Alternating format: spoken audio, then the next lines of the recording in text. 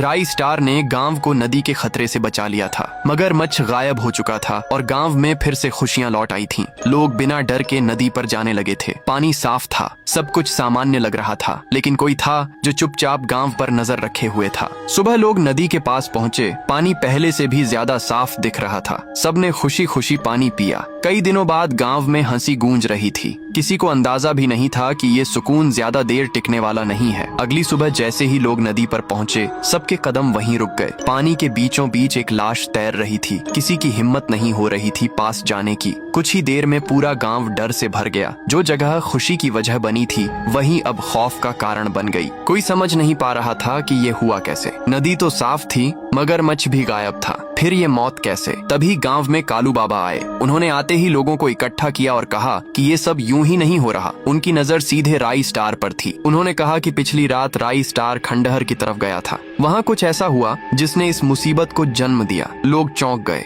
जिस पर भरोसा था उसी पर शक होने लगा। कालू बाबा ने बताया कि खंडहर में एक पुरानी शक्ति सोई हुई थी। राई स्टार ने अनजाने में गलत मंत्र पढ़ दिया और उसी वजह से भंत्र राज जाग गया। ये नाम सुनते ही माहौल और भारी हो गया। कुछ बुजुर्गों ने एक दूसरे की तरफ डर से देखा, जैसे वो इस नाम को पहले से जानते हों। कालू बाबा ने कहा कि भंत्रराज कोई साधारण ताकत नहीं है। वो एक खतरनाक सुर है जो छुप कर वार करता है। ये सुनकर हर कोई डर गया। राई स्टार ये सब चुपचाप सुन रहा था। उसके मन में एक ही बात चल रही थी कि अगर ये सब उसकी वजह से हुआ है तो इसे खत्म करना भी उसी की जिम्मेदारी है। राई स्टार गांव के बाहर गया, तभी उसे सामने वही बूढ़ा आदमी दिखाई दिया जिससे वो पहले मिला था। राई स्टार तुरंत उसके पास गया और बोला, बाबा ये भंत्रराज कौन है? ये नाम सुनते ही बूढ़े आदमी का चेहरा बदल गया। उसकी आंखों में डर साफ नजर आ रहा था। उसने धीरे से राई स्टार की तरफ देखा और कांपती आवाज में कहा, बेटा भंत्रराज